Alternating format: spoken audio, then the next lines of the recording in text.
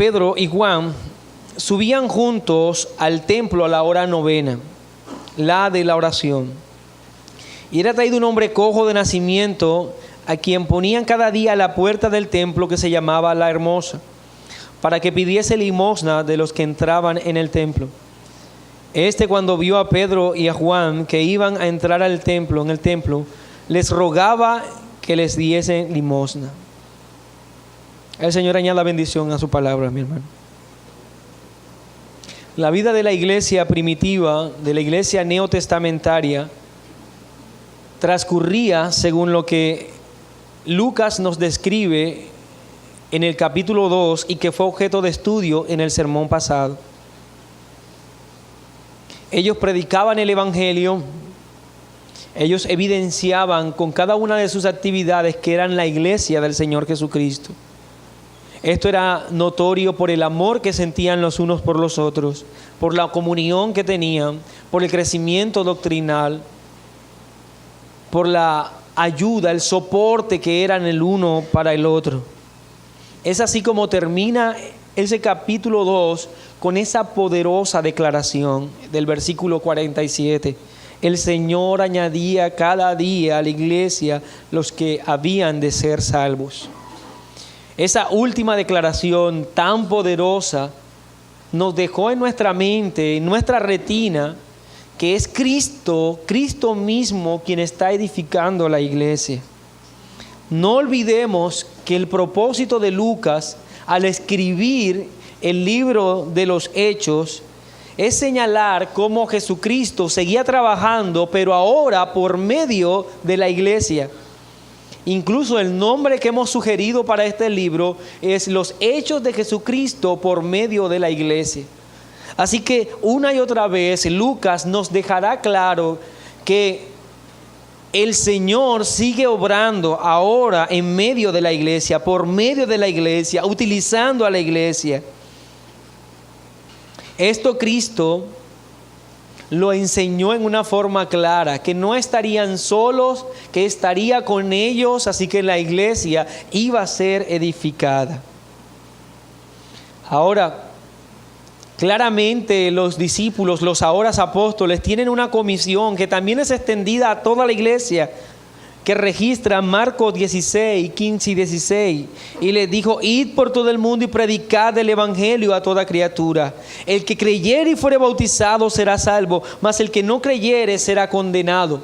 Claramente este texto nos deja ver aquello que debían hacer la iglesia. Y si leemos el primer y el segundo capítulo del libro de Hechos y llegamos a una conclusión de él, es que ellos estaban haciendo precisamente lo que Cristo les ordenó que hicieran. Y era esto lo que nosotros estamos evidenciando en estos textos. Con gran sumisión, los apóstoles predicaban el evangelio, la iglesia predicaba el evangelio. Predicar el evangelio, anunciaban el evangelio y no se esperaban los resultados, había salvación. En una sola predicación anunciamos 3,000 que se agregaron ahora a la iglesia. Fueron bautizados tal como el Señor lo había pedido que debían hacer. Las señales evidenciaban claramente que ellos habían sido enviados por Cristo a hacer esa labor. Y aún vamos a darnos cuenta de algo particular, que junto al que ellos fueron enviados con un propósito específico, que fue predicar el evangelio, con un resultado claramente específico que Cristo enseñó: salvación o condenación para aquel que obedece o aquel que no hace o no obedece a este mandato. También Cristo prometió para los apóstoles unas señales particulares que evidenciarían que también ellos eran enviados de Jesucristo. Si leemos Marcos 16, ya ahora el versículo 17 y 18, después de hablar de la comisión, dice el Señor: y estas señales seguirán a los que creen. En mi nombre echarán fuera demonios y hablarán nuevas lenguas. Tomarán en las manos serpientes, y si vivieren cosa mortífera, no les hará daño. Sobre los enfermos pondrán sus manos y sanarán. De manera que lo que estamos presenciando por medio del relato del libro de Hechos es la realización de la misión de la iglesia. Pero también se va a evidenciar que aquellos que estaban predicando el evangelio eran enviados específicos por Jesucristo, enviados por el Señor, comisionados por Él. Ya el libro habló un poco acerca de esas señales particulares de que venían enviados por Dios, como lo era el hablar en lenguas y los milagros que se daban allí. Y el mismo Pedro estableció que esos milagros tenían un carácter de señal. En el caso del mismo Señor Jesucristo, hacía referencia de cómo Jesús hizo milagros para dejar señal de que Él era enviado del Padre. Pedro lo hizo en su predicación, lo evidenció así, en Hechos 2:22, en la predicación que estudiábamos domingos atrás. Dijo: varones israelitas, oíd estas palabras. Jesús Nazareno, varón aprobado por Dios entre vosotros, con las maravillas, prodigios y señales que Dios hizo entre vosotros por medio de Él, como vosotros mismos sabéis.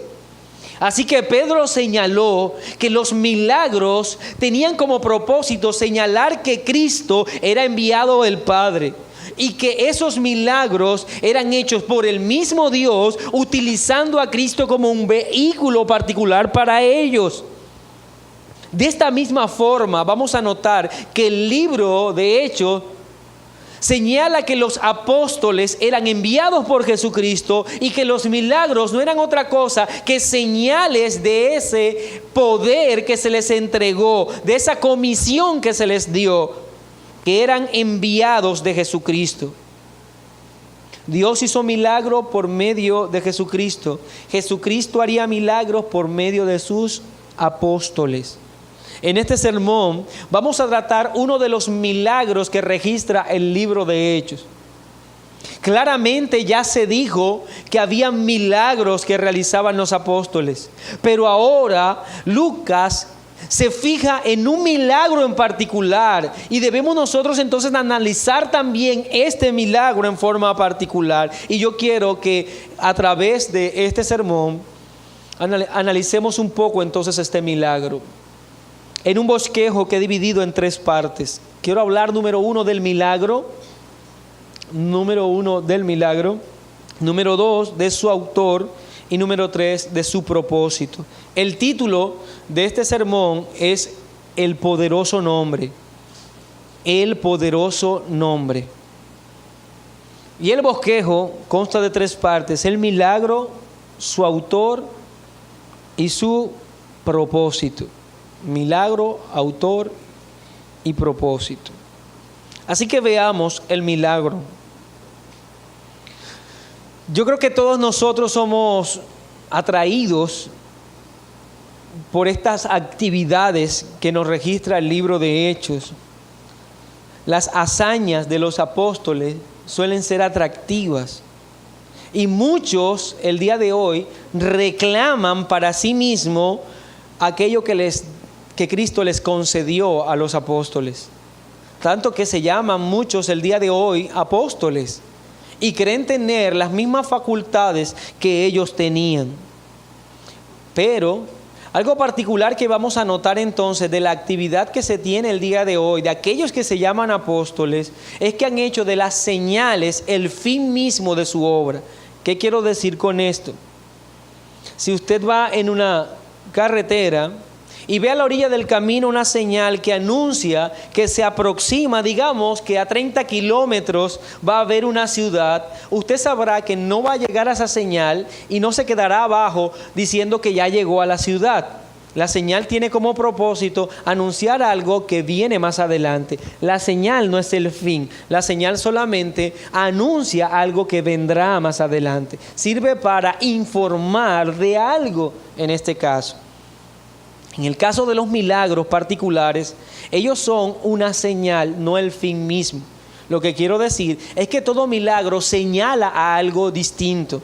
El milagro en sí no es importante, así como el cartel colocado a la orilla del camino que dice que dentro de 30 kilómetros no es el importante, porque la ciudad viene más adelante. Es una mera señal que anuncia que algo vendrá.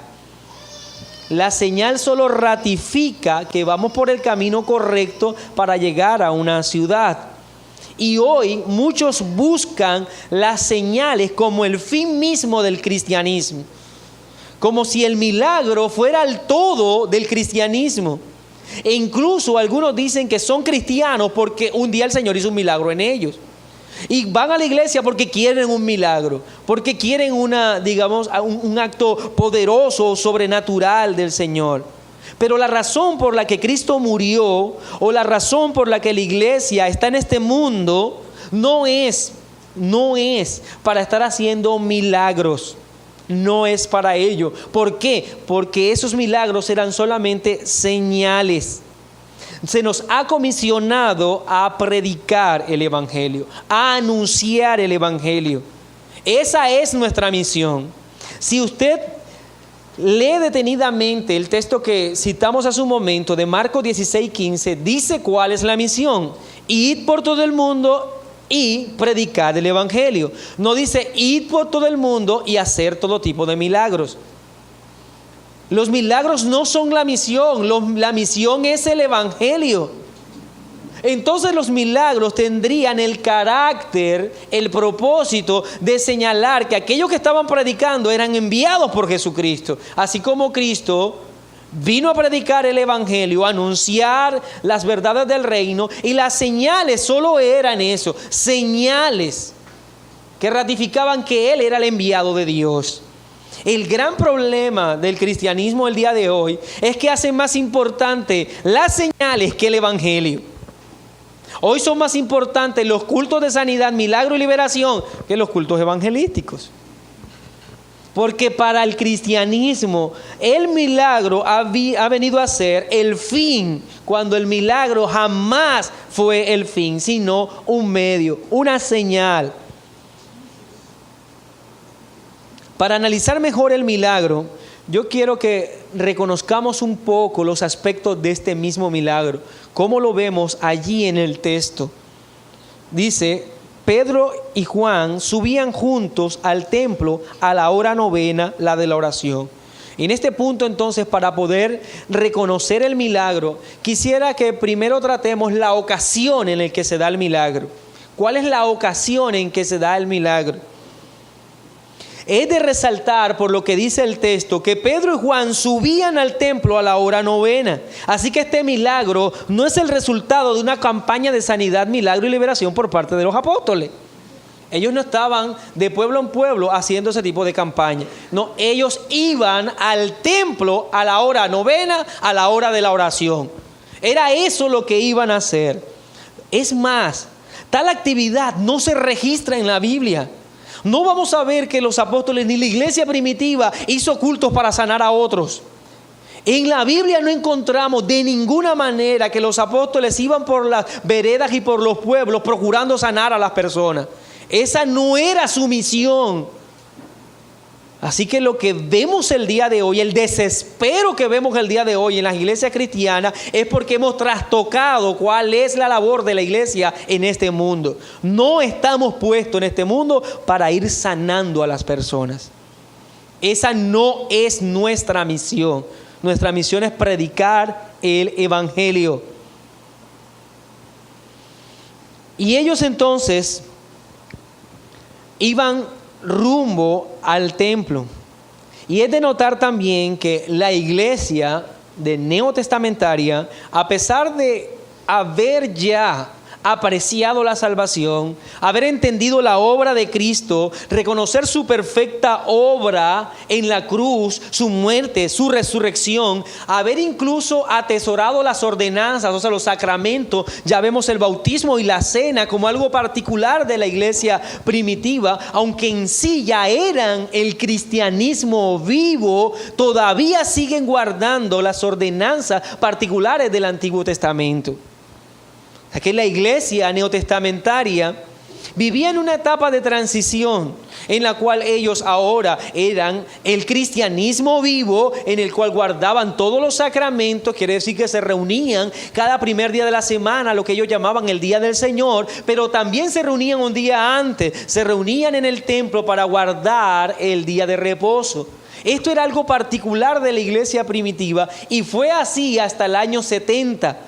Hasta el tiempo de la destrucción del templo. Cuando el templo queda ya destruido, entonces la iglesia primitiva no encuentra más sentido a seguir guardando los rituales del Antiguo Testamento, puesto que hay una dispersión. Y en esa dispersión ya se reúnen grupos cristianos cada domingo para guardar los sacramentos del cristianismo. Así que nosotros debemos ver este tiempo particular, por lo menos los primeros capítulos del libro de Hechos, como una etapa de transición de el gobierno o las aplicaciones rituales del judaísmo en transición hacia el cristianismo. Pero en una forma fiel, los apóstoles siguen asistiendo al templo a lo que se entendía como obligaciones particulares del judaísmo. Pedro y Juan iban a orar como era costumbre, en uno de los 3 momentos del día para la oración para todo judío. Debían orar 3 veces al día. Según el Talmud, esto se debía dar en horas de la mañana, a mediodía y por la tarde. Recordemos a Daniel, quien oraba 3 veces al día. Recordemos lo que dice el salmista en el Salmo 55, versículo 16 y 17. En cuanto a mí, a Dios clamaré y Jehová me salvará. Tarde, mañana y a mediodía oraré y clamaré y Él oirá mi voz. Así que los apóstoles seguían guardando aquella costumbre de orar 3 veces al día para darle gracias a Dios y para honrar y ofrecer sacrificio. De manera que este milagro, y esta es la ocasión del milagro, no fue un milagro buscado, fue un milagro dado providencialmente. Ellos tenían como propósito ir a orar, no ir a sanar, ir a orar. Y esto debe quedar claro, la ocasión del milagro. Ahora, hablemos también, para poder describir mejor el milagro, hablemos del lisiado, la persona enferma. Versículo 2. Y era traído un hombre cojo de nacimiento, a quien ponían cada día a la puerta del templo, que se llamaba La Hermosa, para que pidiese limosna de los que entraban en el templo. También en el templo o rumbo al templo iba un hombre quien por sus propios medios no podía hacerlo, pues dice el texto que era cojo. Ahora, algo que quiero señalar es que la cojera que dice el pasaje no se trata de caminar en una forma irregular, que es lo que nosotros consideramos como una persona coja, que camina irregularmente. No, el texto no está hablando de alguien que podía caminar irregularmente. No era una persona que tenía cierta molestia o cierto contratiempo con sus piernas, no. Se trataba de un hombre que jamás había podido caminar, puesto que su condición física, su anatomía, le impedía hacerlo. Quiere decir que él experimentaba cierta deformidad en sus piernas. No era paralítico, que esa es una gran diferencia. Un paralítico tampoco puede caminar, pero no tiene movilidad en sus piernas. Este hombre sí podía mover sus piernas, pero su condición, su condición anatómica, su deformidad, le impedía a él moverse libremente. Él no podía caminar, aunque tenía sus piernas y había movilidad en sus piernas, no podía hacerlo. El texto del capítulo 4, versículo 22, un capítulo más adelante, nos va a resaltar que la condición de este hombre no era una condición meramente temporal, no fue un accidente que él tuvo, no fue algo que quizás unos años antes vivió, sino que había pasado mucho tiempo, que toda su vida había estado así. Dice, ya Hechos 4, 22, ya que el hombre en quien se había hecho este milagro de sanidad tenía más de 40 años. Una persona que venía sufriendo esta condición desde hace mucho. Así que Estamos hablando de un hombre que era traído hasta el templo porque no podía caminar y que su cojera era severa, o sea que no podía por sus propios medios caminar, que nunca jamás había caminado por sus propios medios. Tenía que ser llevado, tenía que ser conducido o cargado. Él no sabía lo que era estar erguido, sostenido sobre sus propios pies. Él no sabía esto. Y esto hace este milagro mucho más glorioso, porque estamos hablando de un hombre que no sabía cómo caminar. Que no sabía cómo caminar porque no lo había hecho antes. El hombre, como la mayoría de los lisiados del tiempo del Señor Jesucristo, eran incapaces de sostenerse a sí mismos, no podían ellos suplir sus propias necesidades, y lo único que le quedaba entonces en ese caso era recurrir entonces a la misericordia de los demás. Recordemos que dentro del contexto judío, las personas que estaban lisiadas, las personas que se dedicaban a pedir limosnas, estaban certificadas. No cualquiera podía pedir limosna, tenía que tener un certificado de esa condición, de ser lisiado para pedir limosna. Este hombre tenía esa condición de lisiado para pedir limosna y que podía entonces acudir a la misericordia de los demás. Estos son los que son llamados pobres dentro del pueblo judío. Un pobre no era aquel que tenía una escasez económica, no. Un pobre dentro del contexto judío era aquel que por sus propios medios le era imposible sostenerse, o sea que no podía, si alguien no le regalaba algo, no comía, tenía que vivir de los demás, de la misericordia de los demás. Y como esperamos entonces, este hombre era traído hasta las puertas del templo para pedir limosna. Como dice el versículo 3, cuando vio a Pedro y a Juan que iba a entrar en el templo, les rogaba que le diesen limosna. Entonces, por un lado tenemos a Pedro y Juan que iban rumbo al templo para orar. Y por otro lado encontramos entonces a un lisiado que viene haciendo lo que puede hacer un lisiado en esa condición, pedir limosna. Ahora vamos a darnos cuenta del milagro mismo, el encuentro entre los que iban a orar y aquel que estaba pidiendo limosna. Versículo 4 en adelante. Pedro con Juan, fijando en él los ojos, le dijo: míranos. Entonces él les estuvo atento, esperando recibir de ellos algo. Mas Pedro dijo: no tengo plata ni oro, pero lo que tengo te doy. En el nombre de Jesucristo de Nazaret, levántate y anda. Y tomándole por la mano derecha, le levantó, y al momento se le afirmaron los pies y los tobillos. Este milagro, como decía al comienzo, es muy atractivo para muchos. ¿Cuántos de nosotros no quisiéramos ir por la vida y decir estas declaraciones de Pedro? No tengo oro ni plata, pero tengo algo mejor, tengo poder para levantarte, poder para reconstruir tus huesos y todo esto. Es atractivo este milagro, tanto que se deja a un lado lo que en realidad el milagro quiere enseñar, por ir detrás de la señal particular. Y recordemos, la señal no es el fin, es solamente una señal, es eso. Y si analizamos bien, este milagro tiene un carácter negativo en primera medida para la persona que está lisiada. ¿Cómo así un carácter negativo? Él pidió dinero y ellos dijeron: no tengo oro ni plata. O sea que este milagro es negativo para él en ese sentido.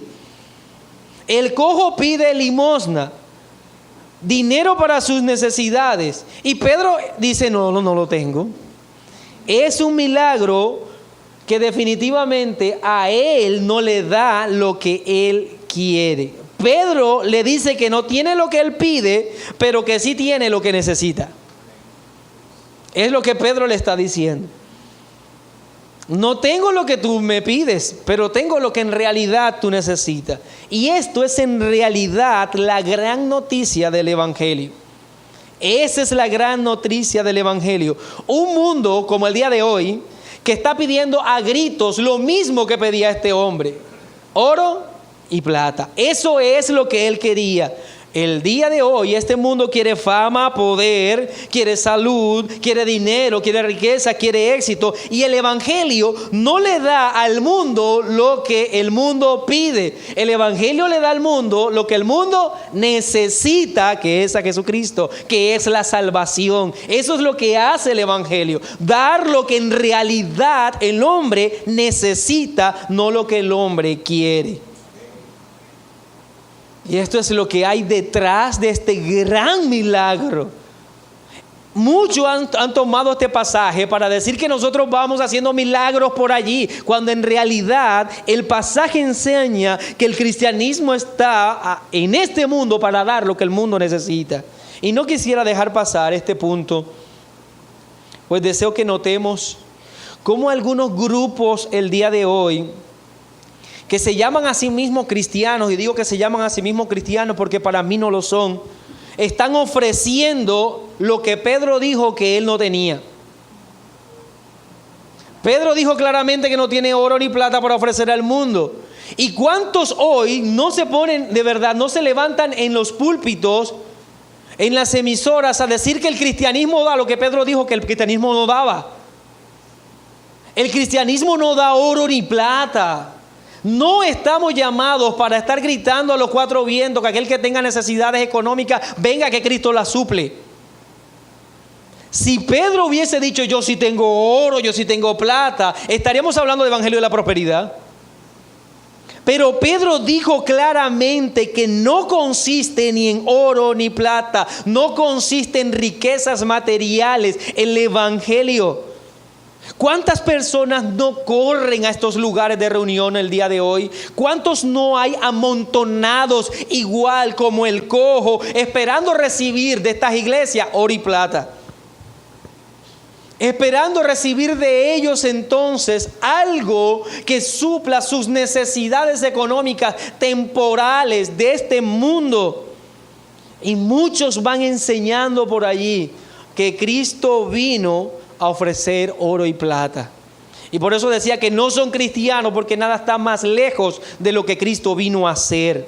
Nada es más contrario a la verdad, porque el Hijo del Hombre vino a buscar y a salvar lo que se había perdido, no a enriquecer a nadie, no a enriquecer a ninguna persona.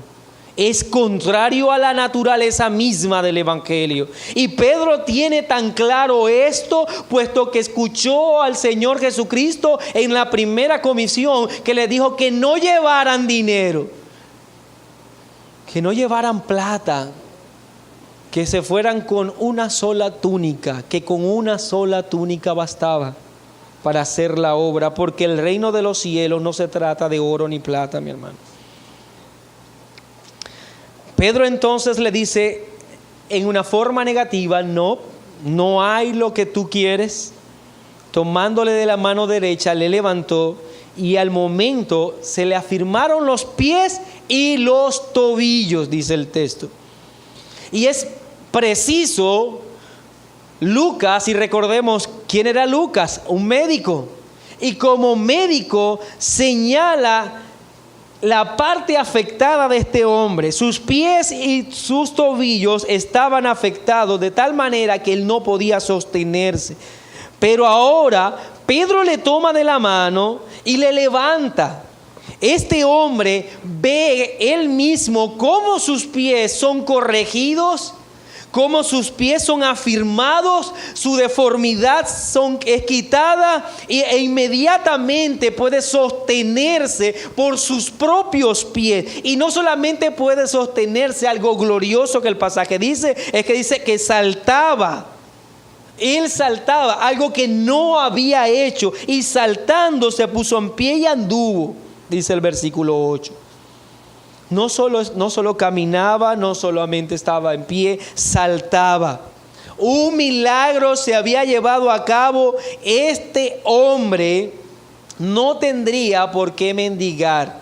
Había entrado en ese momento a ser parte de la sociedad laboriosa del pueblo judío. Desde ese mismo momento, sus pies ya sostendrían su cuerpo. Él podía moverse libremente. Este fue el milagro. Entonces vimos en cuanto al milagro, la ocasión del milagro, vimos el lisiado y vimos el milagro mismo, en qué consistió. Ahora permítame, como el punto número 2 que anunciamos al comienzo, hablar del autor del milagro. Claramente podríamos nosotros afirmar que fue Pedro el autor del milagro, ¿no? Y todos sabemos que el día de hoy hay muchos que se reclaman la autoría de milagros. Yo tengo el don de sanar, yo tengo el don para hacer, yo puedo hacer tal cosa, yo sano a tanto. E incluso podríamos decir que se especializan en ciertos milagros. Algunos dicen que calzan muelas nada más, otros que corrigen puentes defectuosos, ¿verdad? Que arreglan problemas de columnas. Bueno, hay una cantidad de gente milagrera el día de hoy, atribuyéndose a sí mismo el poder, la capacidad de hacer milagros a voluntad, que ellos son los que pueden ordenar el milagro. Pero recuerde lo que el Señor Jesucristo dijo: estas señales seguirán a los que creen en mi nombre. Es muy importante eso, porque Él les dijo a sus discípulos: en mi nombre. La promesa dada por Cristo es que en su nombre se harían todas estas cosas. Si estamos nosotros frente a un embajador de un país, él actúa bajo la autoridad de su país, actúa en nombre de su país. Sus decisiones no deben tomarse como las suyas, sino las decisiones de su país. Actúa con el poder y bajo el nombre de su país. Todo lo que hace no debe atribuírsele a él, sino al país. Si un embajador declara guerra sobre otro país, no es el embajador, es el país el que se va en guerra con ese país. Así que actuar en el nombre de Cristo es decir que Cristo es el autor de esa obra. Y es precisamente lo que hace Pedro. Y es importante las palabras que Pedro emplea en este milagro.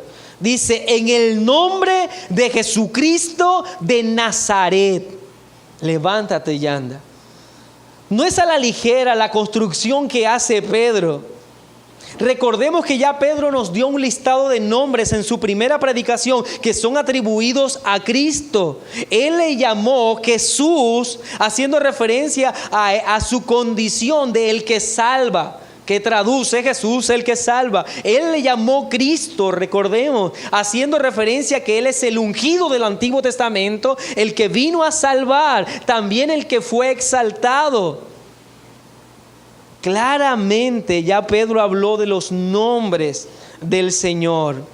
Ese Jesús que hacía referencia al Emmanuel, al Dios con nosotros, el que salva al pueblo, el que es ungido, el Mesías prometido, el que murió pero que también ahora es exaltado. Ahora, ¿qué es lo nuevo de este nombre? Que Pedro agrega: de Nazaret. Y esto también tiene una gran importancia, porque fue el nombre que Pilatos colocó en la tablilla, en la parte de arriba de la cruz del Señor. Ese fue el nombre, Jesús de Nazaret. Pedro emplea entonces ese momento público en el que todo Jerusalén había visto al Señor, a ese Jesús de Nazaret que murió en la cruz. Ahora Pedro dice en el nombre no solo de Jesucristo, Jesucristo de Nazaret, del que murió en la cruz, que se le dio ese título en la cruz. Pedro le está diciendo: es en ese nombre. Y en realidad lo que Pedro está señalando es que tú, le está diciendo al lisiado, no necesitas ni oro ni plata. Tú necesitas a Jesús de Nazaret, a Jesucristo de Nazaret. Él está señalando la verdadera necesidad. Este hombre en realidad no necesitaba que sus pies fuesen corregidos, necesitaba que su corazón experimentara al Señor y su gracia poderosa. Nada más necesitaba, sino aquel que había muerto en la cruz, que ahora estaba vivo, que daba salvación a los hombres. Eso era lo que en realidad este hombre necesitaba. Pedro no reclama, y notemos, no reclama la autoría de este milagro. Pedro no dice: yo te ordeno, levántate y anda, yo te sano. Pedro no dice que en él hay alguna capacidad o autoridad. Pedro le señala a este hombre que lo que él había recibido era en realidad lo que él necesitaba.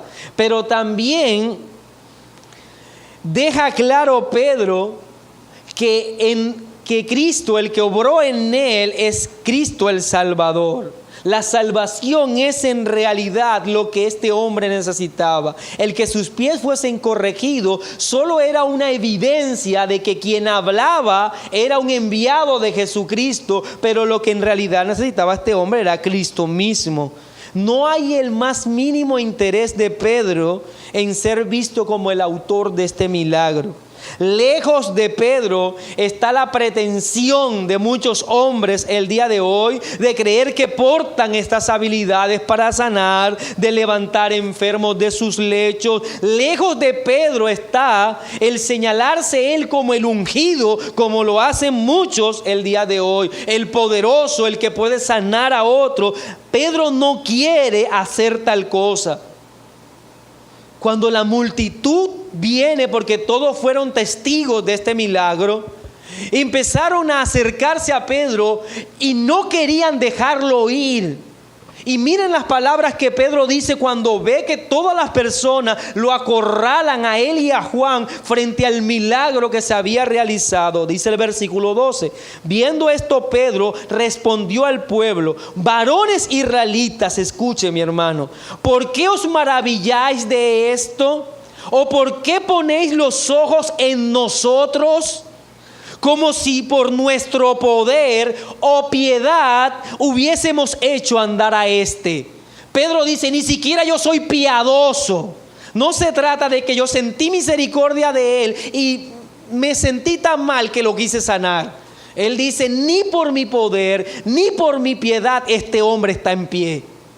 Claramente Pedro señala que él no había hecho nada, que él no era el autor de ese milagro. Si seguimos leyendo, este milagro causa tal revuelo entre la sociedad que el Sanedrín entra a juzgar a Pedro y a Juan. Y cuando entran a juzgar a Pedro y a Juan por este milagro, le hacen una pregunta que está en el versículo 16. Perdón, el versículo 7 del capítulo 4. Y poniéndoles en medio les preguntaron: ¿con qué potestad o en qué nombre habéis hecho vosotros esto? Note que la pregunta entonces del Sanedrín es: ¿ustedes tienen la autoridad para hacer lo que hicieron? Creyendo que Pedro y Juan eran los que lo habían hecho. La respuesta de Pedro es esta en el versículo 9 del capítulo 4. Puesto que hoy se nos interroga acerca del beneficio hecho a un hombre enfermo, de qué manera éste haya sido sanado, sea notorio a todos vosotros, contestándole al Sanedrín, y de paso a todo Israel, dice, y a todo el pueblo de Israel, que en el nombre de Jesucristo de Nazaret, a quien vosotros crucificasteis y a quien Dios resucitó de los muertos, por él, hablando de Cristo, por él, este hombre en vuestra presencia está sano. O sea, claramente Pedro está diciendo: ustedes me acusan de hacer un milagro, pero lo que no saben es que yo no hice un milagro. El Cristo que ustedes mataron y que Dios resucitó, Él fue el que hizo andar a este hombre. Pedro entonces reconoció que la autoría de ese milagro era Cristo. No hay el más mínimo atisbo de duda en el apóstol. Es Cristo el que estaba obrando, no él. Es Cristo el que tiene el poder, es Cristo el que salva, es Cristo el que llama, es Cristo el que da vida, es Cristo y solo Cristo, mi hermano. De comienzo a fin es Cristo. Todos nosotros deberíamos entender las palabras tan gloriosas de Pedro y no permitir que algún tipo de arrogancia o orgullo crezca en nuestro corazón, puesto que como Pedro debemos señalar que tú y yo no hemos hecho absolutamente nada. Él lo hace todo, mi hermano. Él murió en la cruz. Él resucitó, Él nos acercó al Padre, Él llama a los suyos tiernamente, Él los sostiene durante toda su vida y Él los presentará gloriosos al Padre en su segunda venida. Es Él de comienzo a fin, no nosotros. De manera que hemos visto en este punto, mis hermanos, en una forma clara el milagro, hemos visto quién es el autor y permítame terminar con el propósito de ese milagro, el propósito de este milagro.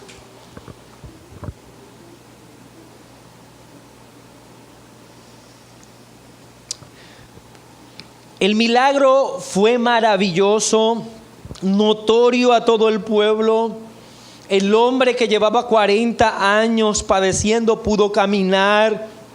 Ahora estaba delante de todos saltando, corriendo de un lado para el otro. Todos estaban extasiados, maravillados, viendo esa escena.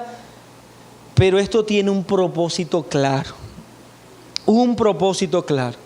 Y quisiera, antes de conocer el propósito claro, primero ver lo que no es el propósito.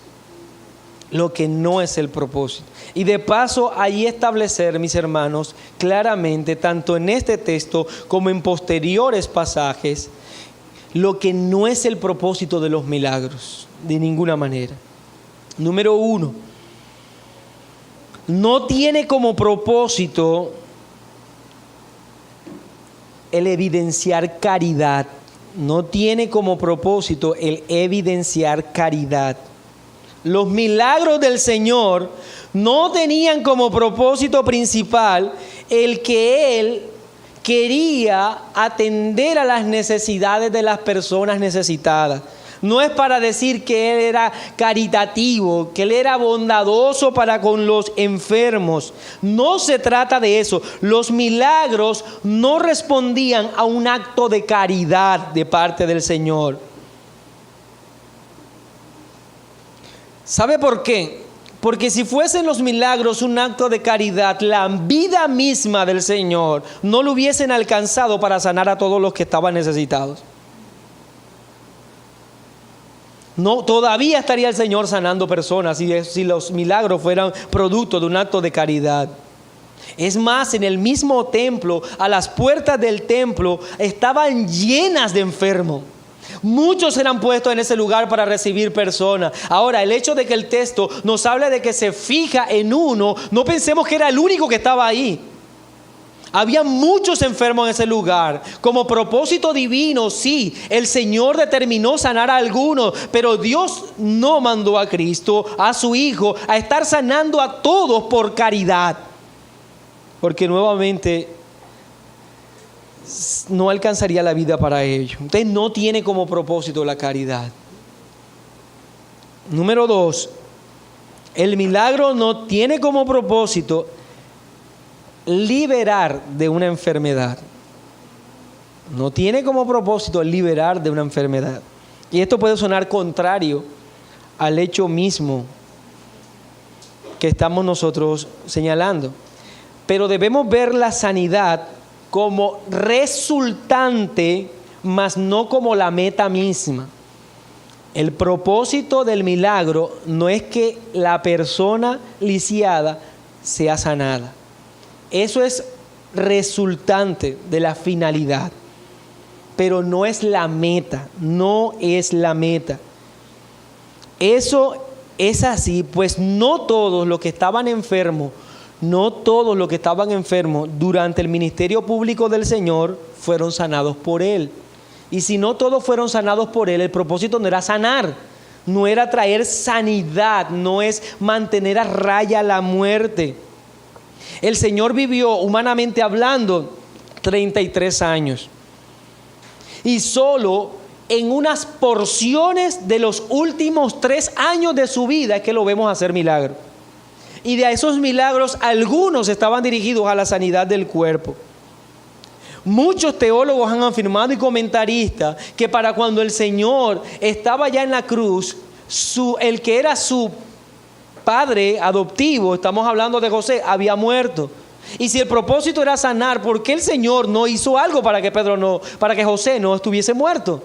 Entonces no tiene como propósito los milagros mantener en un estado de salud perpetua y eterna a los hombres.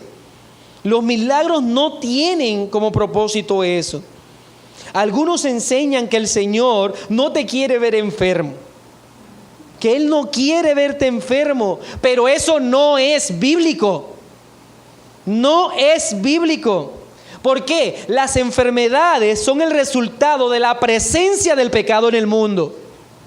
Y recordemos, como resultado del pecado, como sentencia vino la muerte. La paga del pecado es la muerte. ¿Y qué son las enfermedades? Las enfermedades no son otra cosa que los vehículos determinados para acercarnos a esa sentencia. Las enfermedades son aquello que Dios ha determinado para que el hombre se acerque a aquello que claramente sentenció y que ninguno de nosotros puede escapar, a menos que estemos vivos cuando el Señor venga. Pero si para ese día no estás vivo, morirás, mi hermano. Y las enfermedades te ayudarán a eso. Te ayudarán a eso. Por lo tanto, no debemos ver las enfermedades como algo contrario a la voluntad de Dios, como algo que hace parte del imperio de Satanás y hay que reprender constantemente. ¿Ha visto usted a las personas que todo el tiempo reprenden un espíritu de muerte? Y tal cosa no es bíblica. Es más, si somos literales y vamos al libro de Éxodo, vamos a darnos cuenta que si hablamos de espíritu de muerte, ¿viene de parte de quién? De parte de Dios.